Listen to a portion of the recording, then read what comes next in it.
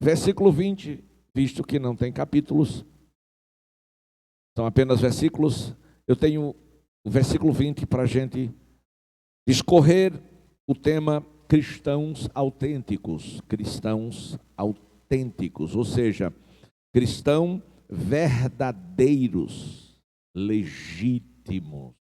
Louvado seja Deus. Vejamos assim como está escrito: mas vós, amados, edificando-vos a vós mesmos sobre a vossa santíssima fé, orando no Espírito Santo. Este João é simplesmente demais. Ele disse mas vós, amados. João foi o apóstolo do amor, o apóstolo amado mesmo.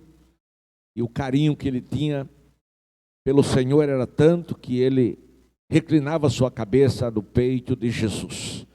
Era o homem da sua intimidade. E foi, meus amados irmãos, nesta epístola, que nós temos encontrado esta revelação. Judas, não o Iscariotes, mas este Judas aqui é o irmão de Jesus. Esta epístola fora escrita no ano 70 depois de Cristo, e eu estou com este versículo aqui para dizer que o objetivo, quando Judas escreveu esta epístola, já que é uma epístola universal, foi para nos ensinar a batalhar, a guerrear, tá certo? E a primeira coisa que Judas se preocupou foi motivar os cristãos, incentivar o cristão a lutar pela fé. Você vai ver isso no versículo 3, quando está escrito: amados, procurando eu escrever-vos com toda a diligência acerca da comum salvação, tive por necessidade escrever-vos e exortar-vos a batalhar pela fé que uma vez foi dada ao santo. A primeira coisa foi Judas motivar os crentes a batalhar pela fé que uma vez foi dada. Dada a quem? Aos santos. Batalhar significa lutar, guerrear, entrar numa luta. E a nossa luta não é contra a carne, nem contra o sangue, mas contra os principados e potestades.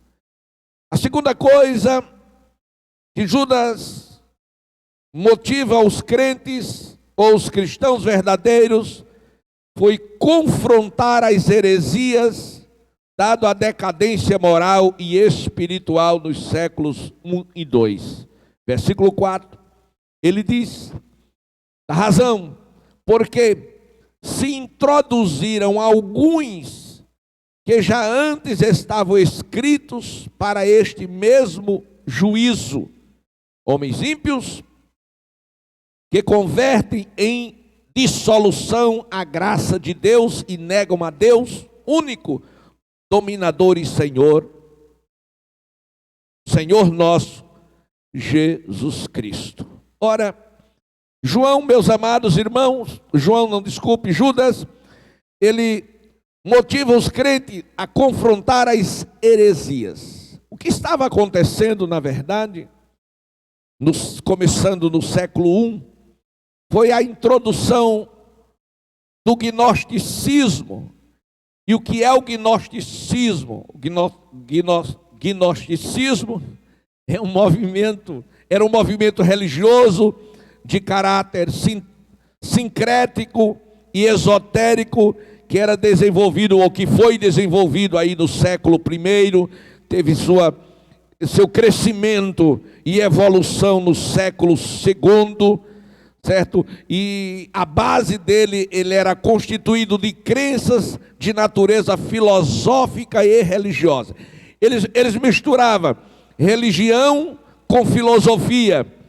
E a essência do princípio ensinado por eles era que cada homem possuía uma essência imortal que transcende o próprio homem. Ou seja, eles deixavam de lado todos os ensinos que Jesus havia deixado para misturar religião com filosofia. E isto em Atos 6 e 5 mostra que Nicolau foi aquele que iniciou isso aí.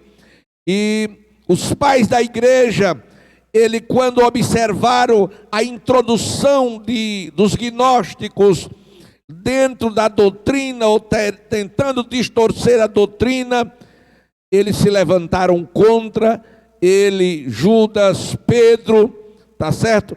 Para que aquilo ali não houvesse uma disseminação e não trouxesse prejuízo. E isto estava acontecendo. Porque o gnosticismo, juntamente com o legalismo judeu, que era exatamente duas vertentes que estava prejudicando o bom andamento daquela igreja poderosa, que nasceu lá em Atos dos Apóstolos, capítulo 2, com a chegada do Espírito Santo, conforme a promessa de Deus. Agora os gnósticos e os judeus legalistas, eles foram os primeiros a tentar introduzir na igreja heresias, para que o crescimento da igreja não acontecesse. No século II, acontecia uma grande explosão, porque os gnósticos com os judeus se organizaram e eles trouxeram mestres intelectuais, sofisticados, para levar os verdadeiros crentes a acreditarem nos seus erros. O que nós estamos lembrando a vocês, que houve da parte de Judas um cuidado muito grande, e ele disse aos cristãos que eles precisavam lutar pela fé, lutar por aquilo que eles haviam aprendido, por aquilo que eles criam. E claro, esses cristãos que deram atenção e ouvidos a Judas eram os cristãos autênticos, porque os que não eram autênticos não concordaram. Glória, como ainda hoje o fazem. Então Judas agora, ele confronta, vejamos aqui no versículo 4, porque se introduziram alguns que já antes estavam escritos. Introduziram no meio de quê? Dos crentes, dos verdadeiros, da igreja. Se introduziram alguns que já antes estava escrito para este mesmo juízo. Ou seja, pessoas que não tinham nascido de novo, que não tinham experimentado o novo nascimento, a vontade de Deus.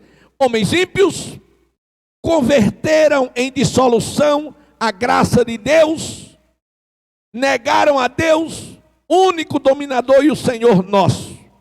Pedro, no capítulo 2, fala sobre isso. No versículo 12 de Judas, diz o seguinte: estes quem? Estes homens que estavam tentando introduzir na igreja heresias, esses homens são manchas em vossas festas e fraternidades, banqueteando-se convosco e apacentando-se a si mesmo sem temor, são nuvens sem água levadas pelo vento de uma para outra parte.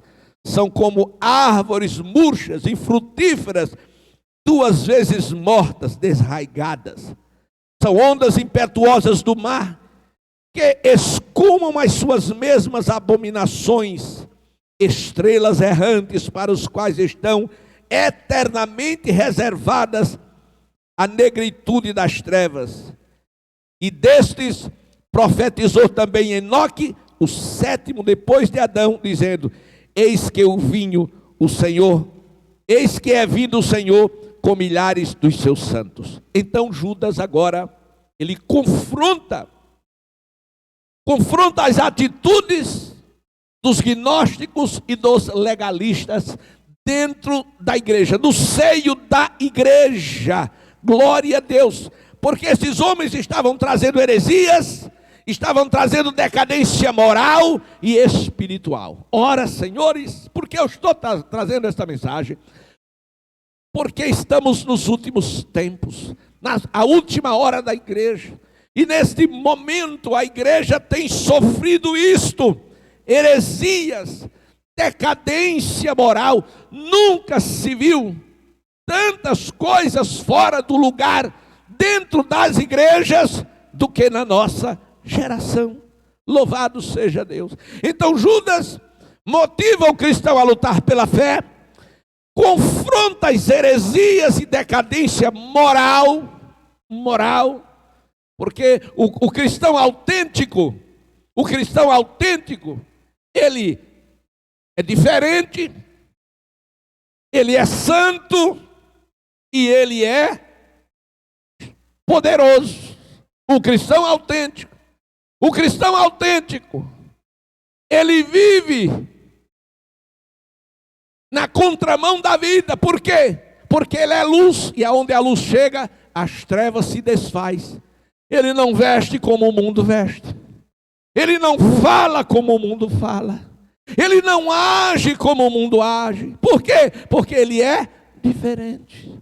Ele não faz o que todo mundo faz. Ah, mas todo mundo está fazendo. Já disseram a mim, mas pastor, todo mundo está fazendo. E eu disse, mas eu não sou todo mundo. Glória a Deus.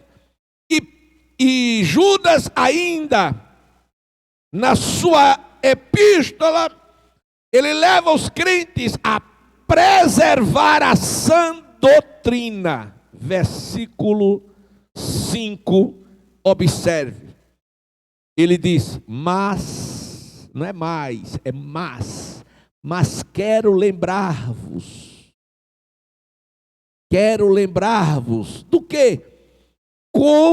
Como a quem já uma vez soube isto, que, havendo o Senhor salvo um povo, tirando da terra do Egito, destruiu depois os que não creram. Observe, senhores, senhoras, irmãos, que está em suas casas, a advertência de Judas. Ele diz, eu quero. Em outras palavras, eu preciso dizer isto a vocês. Vocês precisam entender isto. Isto o quê? Que não basta ser um cristão. Tem que ser um cristão, porém, 2 pontos, autênticos. O que quer dizer um cristão autêntico, pastor?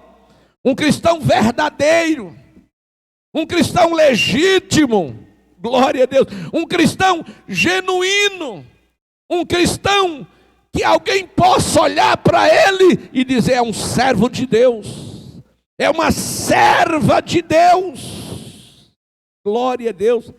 É aquela pessoa que não deixa dúvida que Deus está na sua vida. Você já pensou?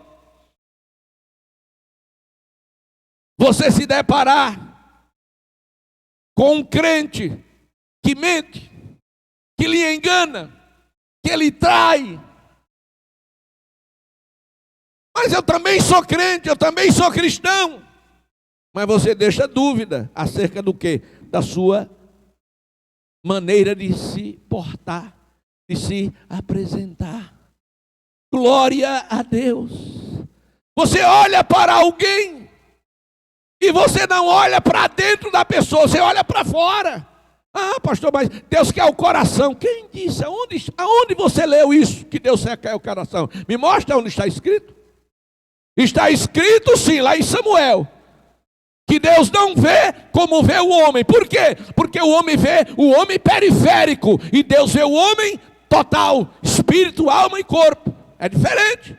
Mas o exterior de um cristão vai refletir o que ele é interiormente.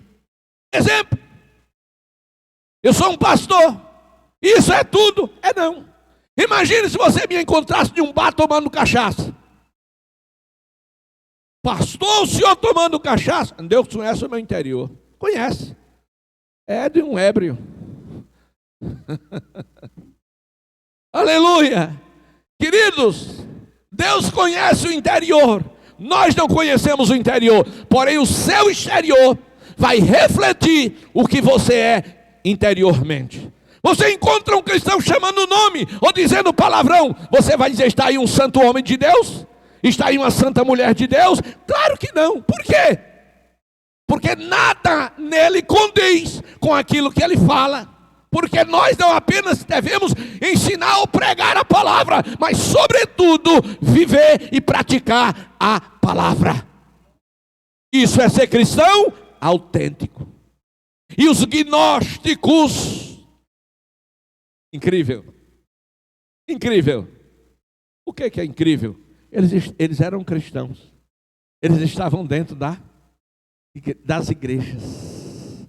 Os gnósticos estavam dentro fisicamente, mas fora espiritualmente.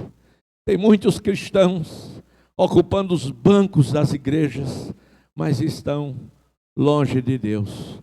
O que Jeová falou: este povo com os lábios me louvam, mas os seus corações estão longe de mim. Como diz a Bíblia, nem todos que diz Senhor, Senhor, herdará o reino dos céus. Como diz a Bíblia, muitos são chamados e poucos são os escolhidos. Escute, os gnósticos, eles tinham perdido suas almas e estavam despidos do Espírito Santo, e por isso eles tinham um viver terreno, um viver carnal, um viver diabólico, não obstante estarem dentro da igreja. E o que era pior, eles eram carnais e influenciava aos espirituais a serem carnais, sob a desculpa que aquilo não tinha nada a ver, como acontece hoje na vida de muitas comunidades evangélicas. Não é verdade? Louvado seja o nome do Senhor. Mas o que é verdadeiramente um cristão autêntico? Um cristão autêntico, ele é conhecido pelo amor de Deus que está dentro do seu coração. Mas vós, amados, ou seja, é aquele que guarda o maior mandamento de Deus. Qual é? O amor. Amar a Deus sobre todas as coisas, e ao próximo como a si mesmo.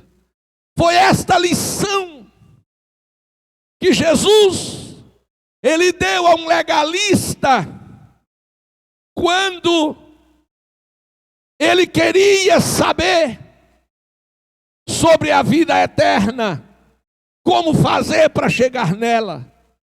E o Senhor perguntou: você sabe os mandamentos? Ele disse: claro que eu sei. Ele disse: quais? Ele disse: na íntegra. E ele, para tentar confundir Jesus, ele disse: quem é o meu próximo? Jesus não respondeu, mas contou-lhe uma parábola.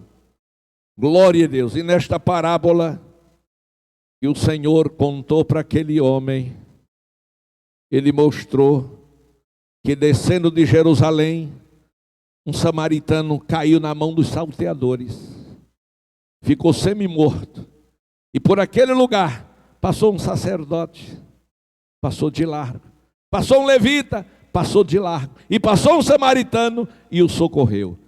Moral da história: por que o sacerdote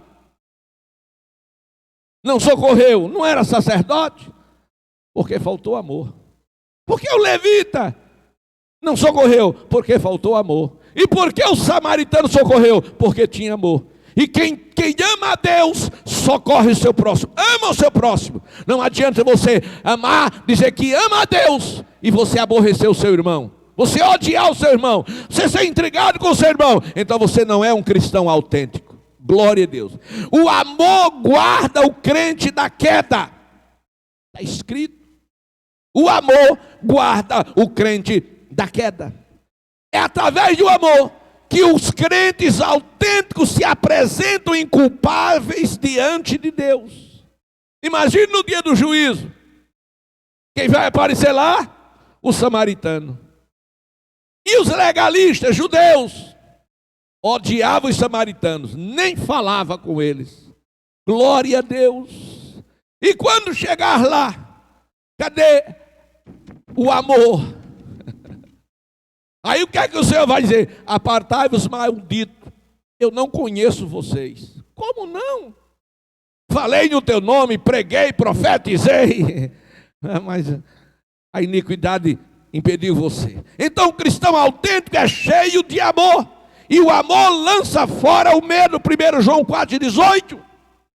O amor é como a morte, transforma todas as coisas, está escrito, meus amados e queridos. É como a morte transforma tudo, Efésios 2:20. Glória a Deus. Mas escute, o cristão autêntico, legítimo, ele não só ama, aleluia, mas ele é edificado espiritualmente e edifica espiritualmente outras pessoas. As pessoas têm prazer de sentar, de conversar, de falar e de andar com um cristão autêntico. Por quê? Porque não é somente ele que é edificado, mas ele edifica também muitas outras pessoas. Por isso Judas diz: mas vós, amados, edificando-vos a vós mesmos sobre a vossa santíssima fé. Edificação espiritual exige, sim, de cada um, trabalho árduo por mãos habilidosas. Quem é edificado espiritualmente sabe aquilo que está fazendo. Pastor, eu não entendi, eu vou te explicar. Sabe o que o Jesus Cristo disse? Que uma árvore, ela é conhecida pelos frutos que ela produz. Se você é um cristão, mas não tem frutos produzidos para a glória de Deus, você ainda não é autêntico. Glória a Deus. E para produzir frutos, há uma exigência de diligência e progresso diário. Exige um trabalhar e um trato muito grande, muito especial. E isso só pode acontecer se você estiver em Cristo e Cristo estiver em você. Porque assim o Espírito Santo, que é o selo da promessa, é quem vai produzir em você e através de você edificação para a sua vida e para a vida daqueles que te ladeiam. Aleluia.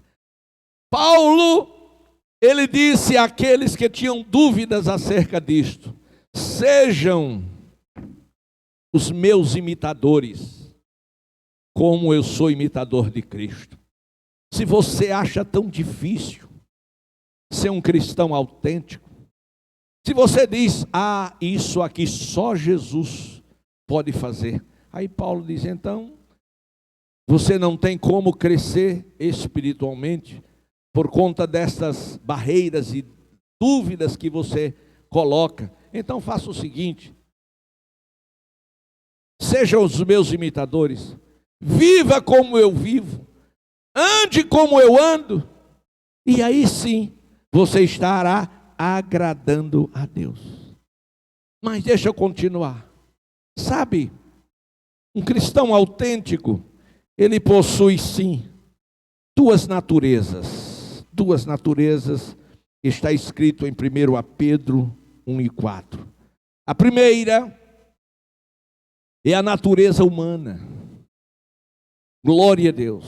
E a segunda natureza é a natureza divina.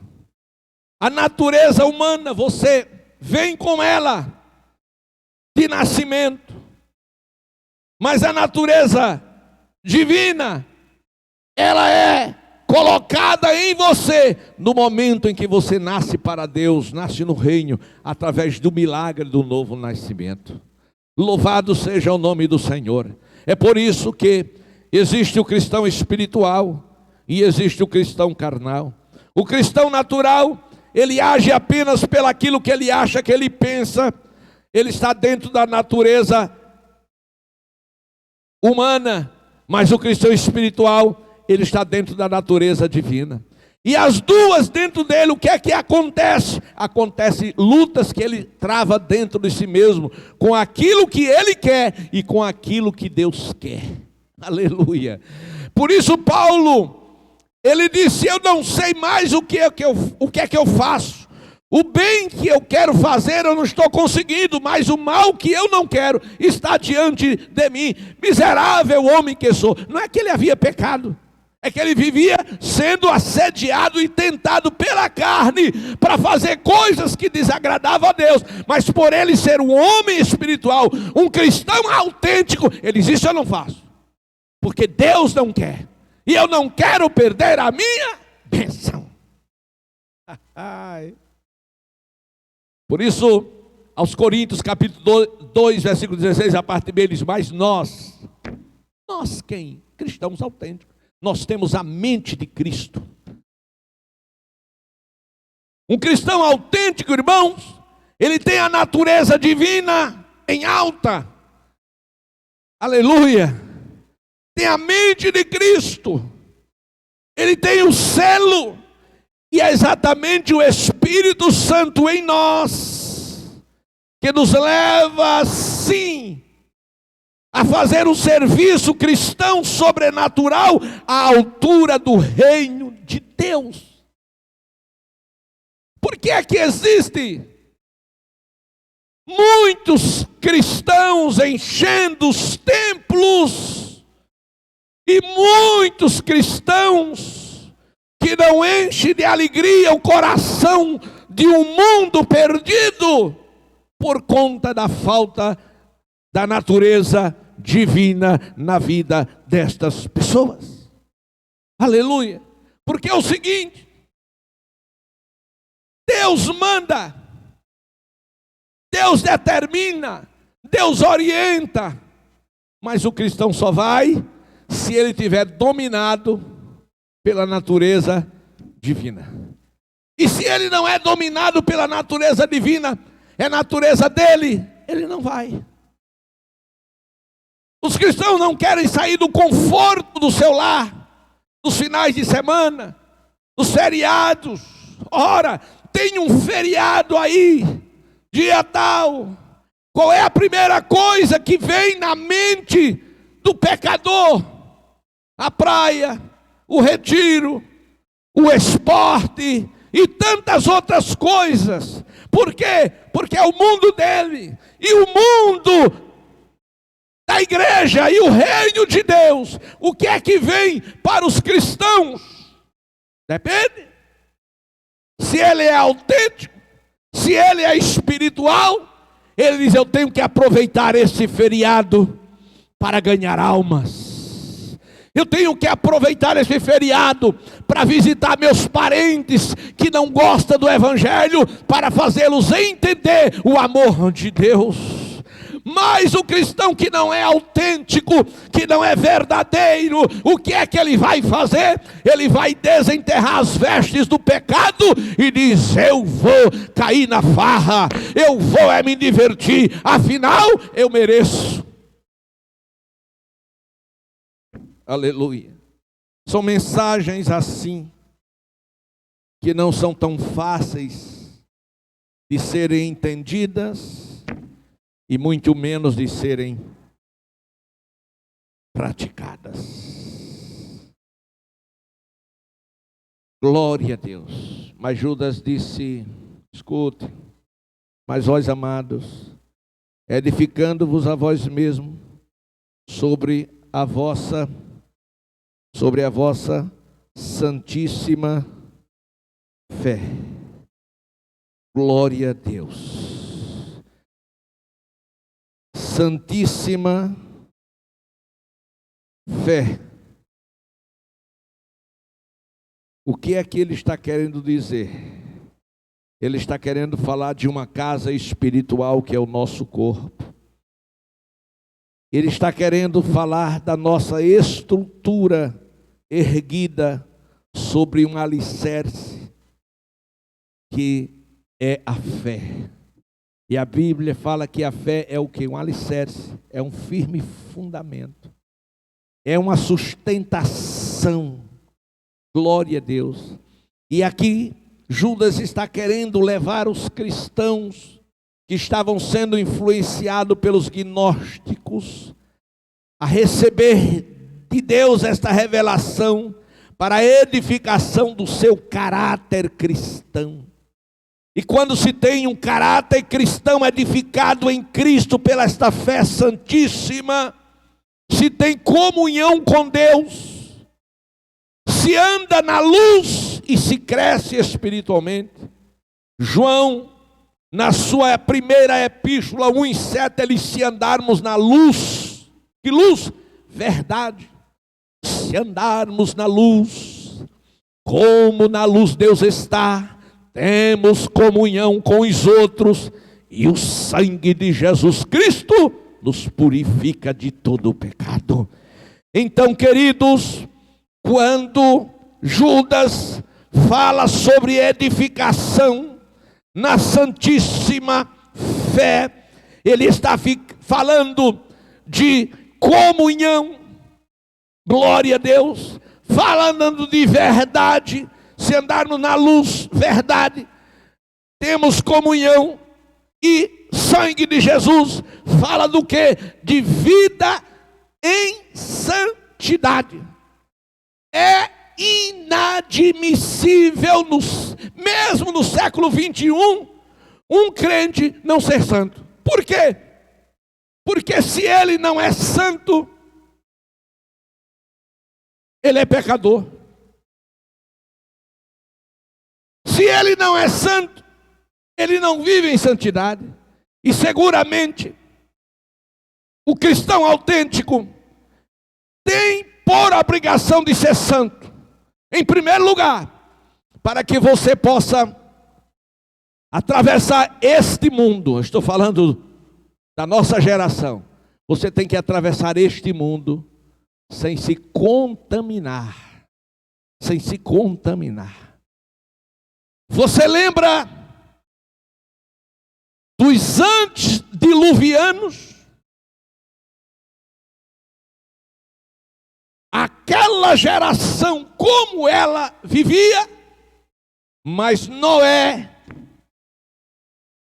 recebeu de Deus uma palavra de juízo, quando Deus irou-se pela abominação de Sodoma e Gomorra, irou-se e disse: vou destruir.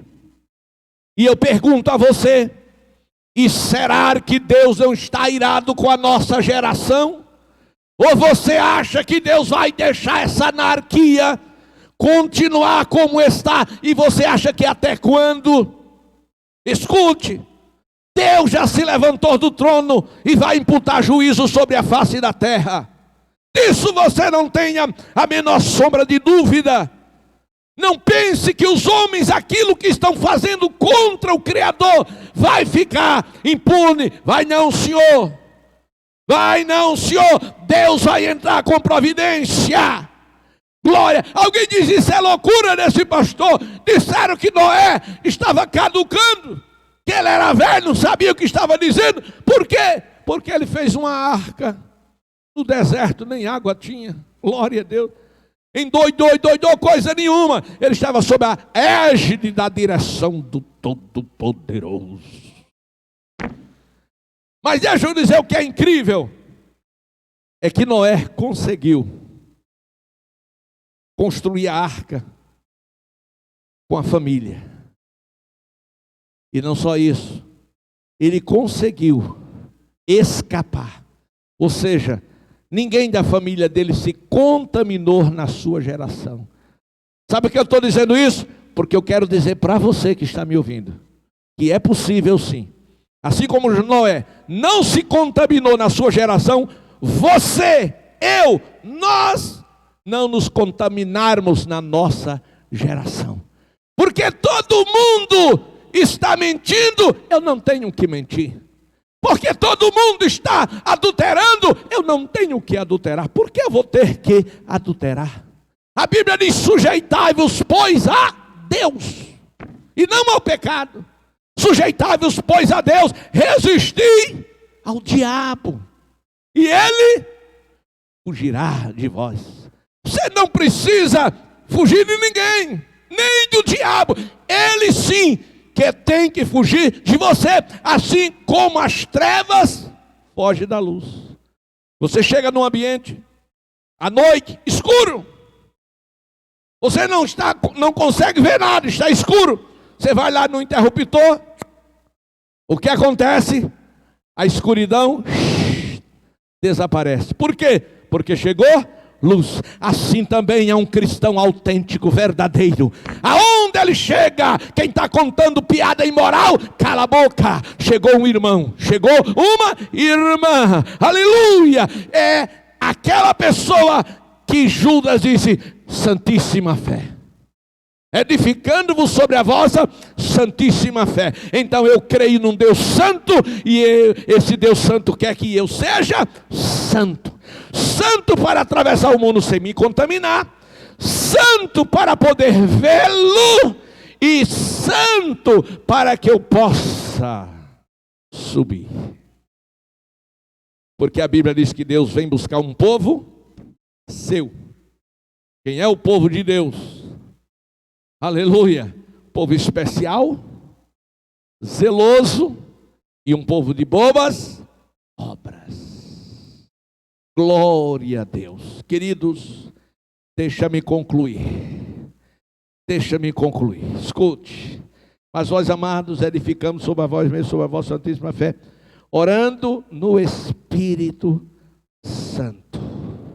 Edificando-vos e orando no Espírito Santo. Você precisa treinar o seu intelecto nas realizações do Espírito Santo.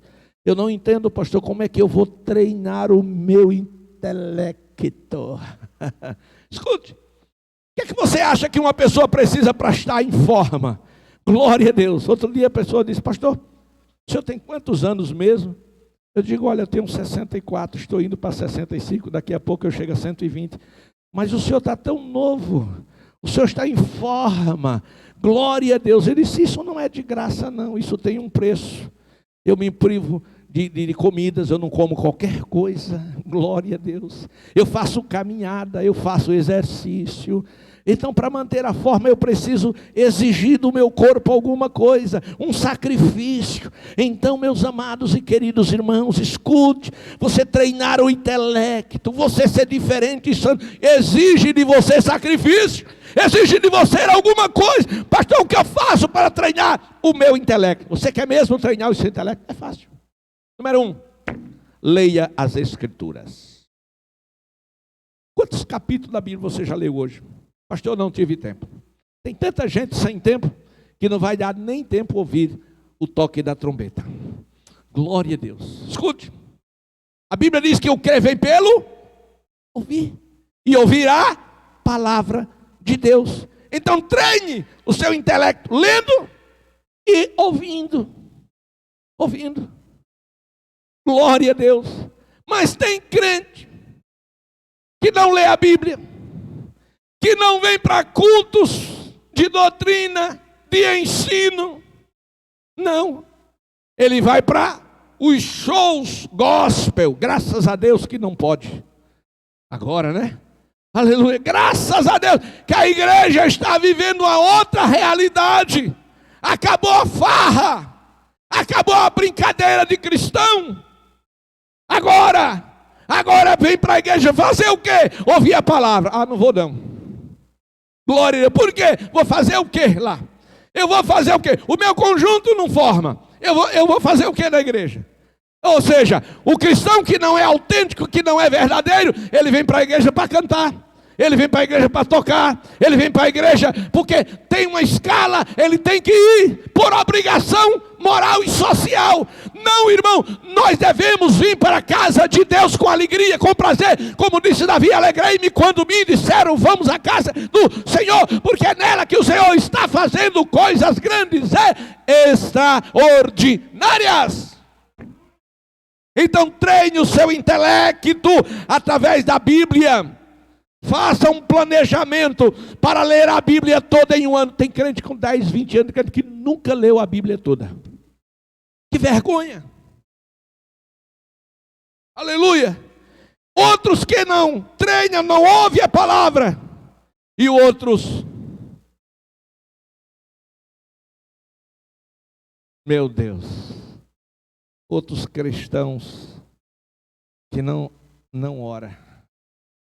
Outro dia, um irmão disse: pastor, eu não sei como é que uma pessoa passa tanto tempo de joelho. Como assim? Não entendi. Onde é que vai arrumar tanto assunto para orar? Glória a Deus. Meu querido irmão, escute. Pegue um caderno, ou um papel ofício, uma caneta, ponha na mão e comece a anotar todas as necessidades e problemas da vida que você vê nas pessoas e em você mesmo, na sua casa, no seu trabalho. Anote tudo. Depois pegue esse papel, veja se uma só folha vai dar. Você vai ver que vai muito pouco. E pegue cada um desses pedidos, dobra o joelho. Não precisa fechar os olhos, não. Fica assim com ele. Primeiro problema: briga na minha casa constante. Marcou, dobra o joelho e peça: Senhor, como fazer para que as brigas constantes da minha casa se acabem? Você entendeu? Você entendeu mesmo? Edificação da fé são realizados por meios espirituais. Através da oração, através da palavra, por meio de quê? Do Espírito Santo. É o Espírito Santo que vai compungir você. Agora, se você amar, escute, treine o intelecto, lendo, orando e ouvindo a palavra e dando seu testemunho pessoal. Sabe por quê?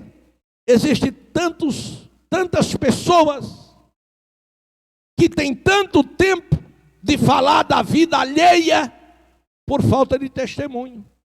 Porque não tem nada para contar de Deus.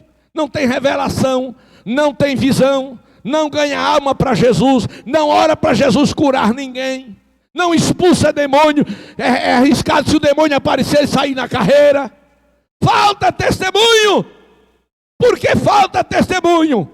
Porque sobra língua para falar mal da vida do povo, porque anda olhando para baixo como pato e como galinha. O cristão verdadeiro não anda como pato e galinha olhando para baixo, anda olhando para cima para ver a glória de Deus, porque é de cima que vem o nosso socorro.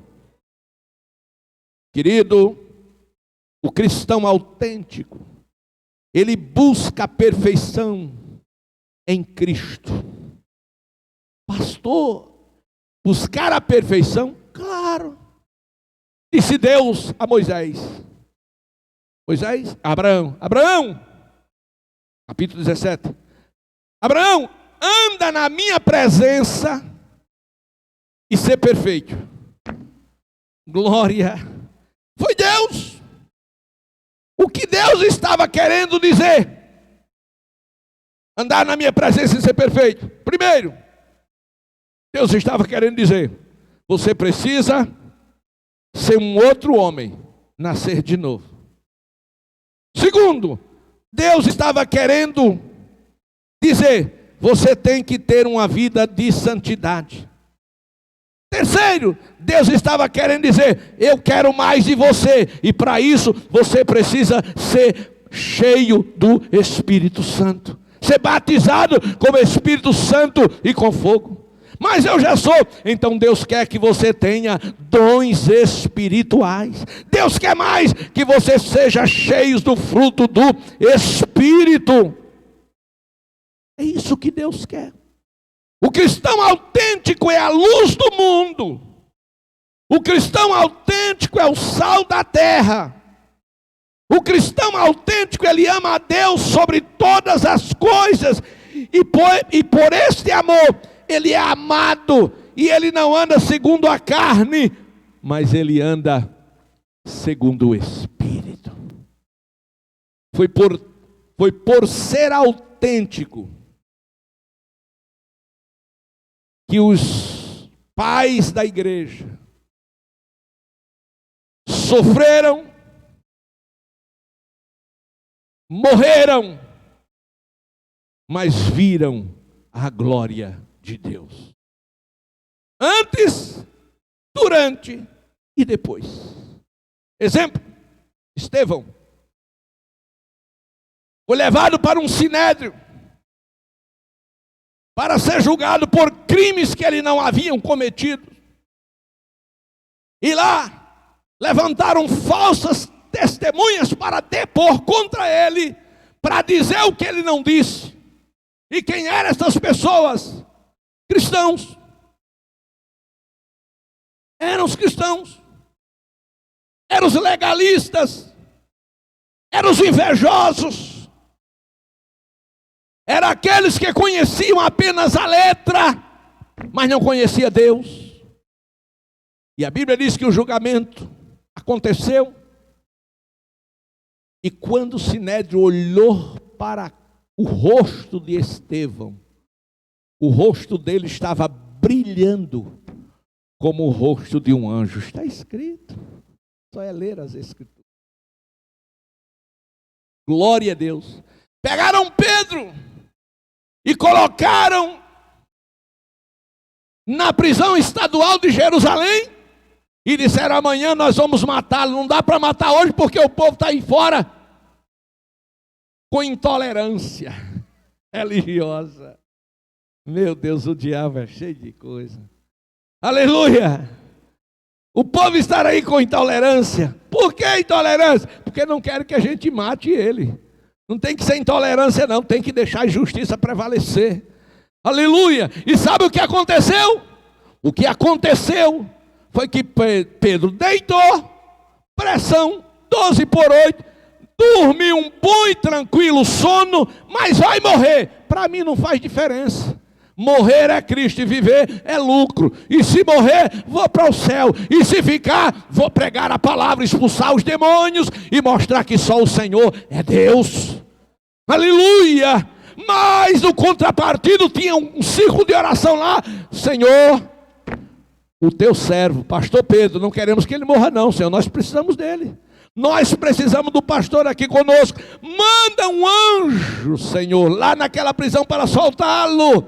E quando as mulheres olharam e fizeram este pedido, uma garotinha por nome Rod ouviu a oração, correu para a porta e ficou olhando se Pedro já vinha. Depois voltava, olhava as irmãs manda Pedro. A menina ficava para lá e para cá durante aquela madrugada. E o que aconteceu? As orações daquelas irmãs, como a Bíblia diz que a oração de um justo pode muitos seus efeitos, chegou diante do trono de Deus. E quando chegou a oração lá, o Senhor se levantou. E quando o Senhor se levantou, chamou um anjo. Diga: anjo, vai ali em Jerusalém, naquela prisão estadual, Pedro está lá, e solta Pedro, e manda que ele vá lá para a rua tal, número tal, na casa tal, que as irmãs pediram por ele, vá lá agradecer, aleluia. O anjo desceu, e quando Pedro estava dormindo, o anjo chegou, entrou na prisão, bateu assim, acorda Pedro. Ele abriu os olhos, ele disse: vamos embora, vamos sair daqui. E aquela guarda, a prisão, irmãos, era bem guardada, havia uma quarentena de soldados. O que é uma quarentena de soldados? São 40 soldados fortemente armados para não deixar o preso sair dali. Mas não tem prisão para aqueles que Deus liberta, para que Deus salva, que Deus cura, porque Deus é maior. O anjo chegou e entrou, e quando ele acordou, ele disse: seu anjo, a porta está fechada para o homem, mas não fechada para Deus. Agora o que é incrível é que o anjo passou, abriu a porta, o anjo ia passando a porta, porta ia abrindo e Pedro ia passando. E onde estava a quarentena? Todo mundo lá. E ninguém conseguia ver. Diga comigo, esse Deus é demais. Isaías diz: eis que serão confundidos todos aqueles que intentar mal contra vocês. Tornar-se-ão coisa que não é nada aqueles que contenderem contigo. Pedro saiu. Quando chegou do lado de fora, o anjo terminou minha missão. Já disse para onde é que ele tinha que ir. Aí Pedro se beliscou e disse: eu pensei que isso era um sonho. Porque essas coisas só acontecem em sonho, né, irmão? Glória a Deus.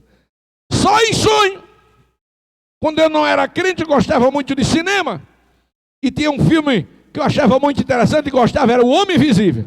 Glória a Deus. Então só acontece isso, mano, em fantasia. Mas no reino espiritual e humano, Deus faz acontecer.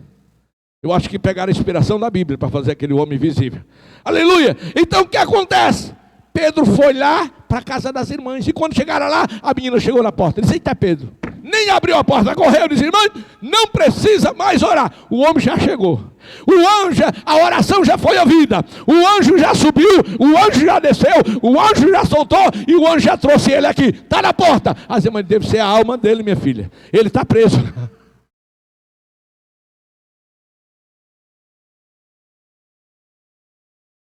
Disse: não.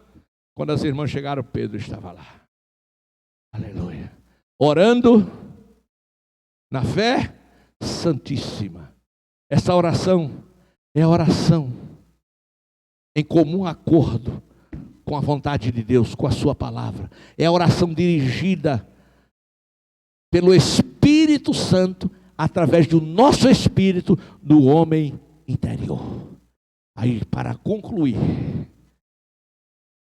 para voltar para o nosso companheiro, Judas diz: mas vós, amados, edificando-vos a vós mesmos sobre a vossa santíssima fé, orando no Espírito.